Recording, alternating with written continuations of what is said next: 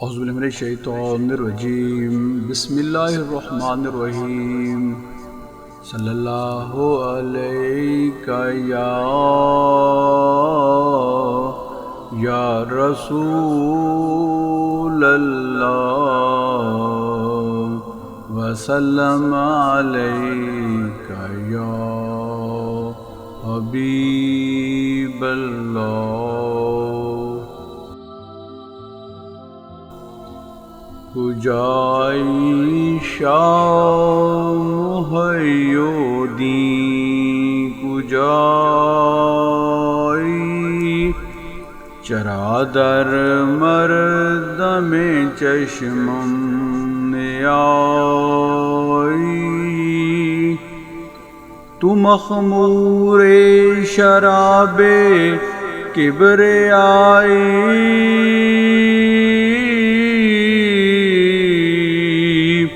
تو منظور جناب مصطفی۔ بغداد روانگی اور تحصیل و تکمیل علم۔ بغداد جانے کی وجہ۔ حضور غوث اعظم رضی اللہ عنہ نے فرمایا کہ میں جب اپنے قصبے جیلان میں صغیر سن تھا تو عرفہ کے روز دیہات کی طرف نکلا اور کھیتی کے بیل کے پیچھے ہو لیا۔ اس نے میری طرف دیکھا اور کہا، اے عبد القادر، آپ اس لیے تو پیدا نہیں ہوئے؟ میں گھبرا کر اپنے گھر لوٹ آیا اور گھر کی چھت پر چڑھ گیا، اور لوگوں کو میں نے عرفات کے میدان میں کھڑے ہوئے دیکھا۔ پھر میں اپنی والدہ ماجدہ کے پاس آیا اور ان سے عرض کیا کہ آپ مجھے خدا کی راہ میں وقف کر دیں اور مجھے بغداد جانے کی اجازت دیں کہ میں وہاں جا کر علم حاصل کروں۔ والدہ صاحبہ نے اس کا سبب دریافت فرمایا تو میں نے انہیں وہ واقعہ سنایا۔ آپ چشم بہ گریہ ہوئیں اور 80 دینار جو والد ماجد نے آپ کے پاس چھوڑے تھے میرے پاس لے کر آئیں۔ میں نے ان میں سے 40 دینار لے لیے اور 40 اپنے بھائی کے لیے چھوڑ دیے۔ آپ نے میرے 40 دینار میری گدڑی میں سی دیے اور مجھے بغداد جانے کی اجازت دے دی، اور آپ نے مجھے تاکید کی کہ خواہ کسی حال میں ہو سچ بولو، اور میں روانہ ہوا اور آپ دروازے تک مجھے رخصت کرنے آئیں اور فرمایا، اے بیٹا، لوجہ اللہ، میں تمہیں اپنے سے جدا کرتی ہوں اور اب مجھے تمہارا منہ قیامت ہی کو دیکھنا نصیب ہوگا۔ کیسی اللہ والی ہستی تھی کہ لاڈلے بیٹے کو اللہ تعالیٰ کی رضا کی خاطر وقف کر دیا اور اپنے حقوق بھی معاف فرما دیے تاکہ وہ یکسوئی سے علم حاصل کر سکیں۔ اثناء سفر 60 ڈاکوؤں کا آپ رضی اللہ عنہ کے ہاتھ پر توبہ کرنا۔ حضور غوث اعظم رضی اللہ عنہ نے اپنی والدہ ماجدہ سے رخصت ہو کر ایک چھوٹے سے قافلے کے ساتھ جو بغداد جا رہا تھا روانہ ہوئے۔ آپ رضی اللہ عنہ نے فرمایا کہ ہم ہمدان سے گزر کر ایک ایسے مقام پر پہنچے جہاں بہت کیچڑ تھی، اور قافلے پر 60 ڈاکو ٹوٹ پڑے اور قافلے کو لوٹ لیا، اور مجھ سے کسی نے بھی تعارض نہ کیا۔ تھوڑی دیر بعد ایک شخص میری طرف آیا اور کہنے لگا کہ آپ کے پاس بھی کچھ ہے؟ میں نے کہا، ہاں، میرے پاس 40 دینار ہیں۔ اس نے دریافت کیا، وہ کہاں ہیں؟ میں نے کہا، میری گدڑی میں بغل کے نیچے سلے ہوئے ہیں۔ اس نے سمجھا کہ میں مذاق کر رہا ہوں، اس لیے وہ مجھے چھوڑ کر چلا گیا۔ اس کے بعد ایک دوسرا شخص آیا اور جو کچھ پہلے نے پوچھا وہی پوچھا۔ میں نے جو پہلے شخص کو جواب دیا تھا اس کو بھی وہی جواب دیا۔ ان دونوں نے جا کر اپنے سردار کو یہ خبر سنائی تو اس نے مجھے اپنے پاس بلایا۔ سردار نے مجھ سے پوچھا کہ کیا تمہارے پاس واقعی 40 دینار ہیں؟ میں نے کہا، ہاں، میری گدڑی میں سلے ہوئے ہیں۔ اس نے میری گدڑی ادھیڑی اور اس میں سے 40 دینار نکلے۔ اس نے حیرت سے پوچھا کہ اس کو ظاہر کرنے پر کس چیز نے مجبور کیا؟ میں نے کہا، میری والدہ ماجدہ نے مجھے سچ بولنے کی تاکید کی تھی، میں ان سے عہد شکنی نہیں کر سکتا۔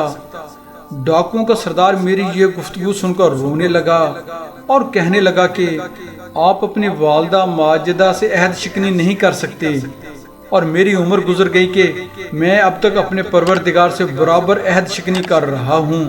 اور پھر اس نے میرے ہاتھ پر توبہ کی۔ اس کے بعد اس کے سب ساتھیوں نے کہا، تو لوٹ مار میں ہم سب کا سردار تھا اور اب توبہ کرنے میں بھی ہمارا سردار ہے۔ پھر ان سب نے بھی میرے ہاتھ پر توبہ کی اور قافلے کا سارا مال واپس کر دیا۔ سبحان اللہ۔ تحصیل و تکمیل علم۔ حضور غوث اعظم رضی اللہ عنہ بغداد پہنچنے کے بعد مدرسہ نظامیہ میں داخل ہو گئے۔ یہ مدرسہ ان دنوں تمام دنیا کا مشہور و معروف علمی مرکز تھا، جس میں قابل ترین اساتذہ طلباء کو تعلیم دیا کرتے تھے۔ آپ نے چند سال میں تمام علوم و فنون پر دسترس حاصل کر لی۔ طالب علمی کے زمانے کی صعوبتیں۔ طالب علمی کے زمانے میں آپ رضی اللہ تعالیٰ عنہ کو بہت مشکل حالات سے دوچار ہونا پڑا اور سخت مشقتیں اٹھانی پڑیں، لیکن یہ مشکلات آپ رضی اللہ تعالیٰ عنہ کے عزم صمیم کی راہ میں حائل نہ ہو سکیں۔ والدہ ماجدہ کے دیے ہوئے 40 دینار خرچ ہو چکے تھے، یہاں تک کہ فاقے تک نوبت آ پہنچی۔ 20 روز اسی طرح گزر گئے۔ آخر ایک روز کسی مباح چیز کی تلاش میں ایوان کسرا کے کھنڈروں کی جانب تشریف لے گئے۔ وہاں دیکھا کہ 70 اولیاء کرام پہلے ہی سے مباح چیزوں کی تلاش میں مصروف ہیں۔ آپ نے مناسب نہ سمجھا کہ ان کے راہ میں حائل ہوں اور واپس تشریف لے آئے۔ ایک روز کا ذکر ہے کہ آپ بھوک سے نڈھال ہو کر لڑکھڑاتے ہوئے ایک مسجد کے گوشے میں جا بیٹھے۔ ابھی تھوڑی دیر گزری تھی کہ ایک اجمی جوان روٹی اور بھنا ہوا گوشت لے کر مسجد میں داخل ہوا اور ایک طرف بیٹھ کر کھانے لگا۔ حضور غوث اعظم رضی اللہ عنہ فرماتے ہیں کہ بھوک کی شدت سے اس شخص کے ہر لقمے کے ساتھ بے اختیار میرا منہ کھل جاتا تھا، حتیٰ کہ میں نے اپنے نفس کو اس حرکت پر ملامت کی۔ اتنے میں اس شخص نے میری طرف دیکھا اور کھانا لا کر مجھے پیش کیا، اور اس نے مجھ سے دریافت کیا کہ آپ کہاں کے باشندے ہیں اور کیا مشغلہ رکھتے ہیں۔ میں نے کہا کہ میں جیلان کا رہنے والا ہوں اور طالب علم ہوں۔ اس نے دریافت کیا کہ کیا آپ جیلان کے ایک نوجوان کو جس کا نام عبد القادر ہے جانتے ہیں؟ میں نے کہا وہ میں ہی ہوں۔ یہ سن کر وہ بہت بے چین ہوا اور کہنے لگا کہ خدا کی قسم میں کئی روز سے تلاش کر رہا ہوں۔ جب میں بغداد میں داخل ہوا تو اس وقت میرے پاس اپنا ذاتی خرچ موجود تھا، مگر جب میں نے تمہیں تلاش کیا تو مجھے کسی نے تمہارا پتہ نہیں بتلایا۔ اس اثناء میں میرا سارا خرچ ختم ہو گیا۔ پھر میں نے 3 روز فاقے میں گزارے، اور آج مجبور ہو کر آپ رضی اللہ عنہ کی امانت میں سے جو آپ کی والدہ ماجدہ نے آپ رضی اللہ عنہ کو پہنچانے کے لیے دیے تھے، ایک وقت کے کھانے کے لیے یہ روٹی اور گوشت لایا ہوں، اور اب آپ رضی اللہ عنہ خوشی سے یہ کھانا تناول فرمائیں، کیونکہ یہ آپ ہی کا ہے، اور اب میں آپ رضی اللہ عنہ کا مہمان ہوں۔ پھر میں نے اسے تسلی دی اور اس بات پر اپنی خوشنودی ظاہر کی اور کھانا تناول کیا۔ اللہ اکبر۔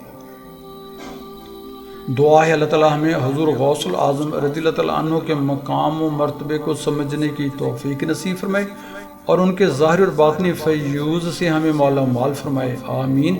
بہن اور بھائی، ایک لوابل ریکویسٹ ہے کہ ہمارے YouTube channel Islam T V by Waheed ji کو سبسکرائب کر کے بیل آئیکن پر کلک کر لیں، آل کو چیک ان کر لیں، ہماری ویڈیوز کو اپنے حلقہ احباب میں شیئر کریں۔ دعاؤں کی درخواست ہے، اللہ تعالی ہمیں ایک دوسرے کا خیر خواہ بنائے، آمین۔ جزاک اللہ۔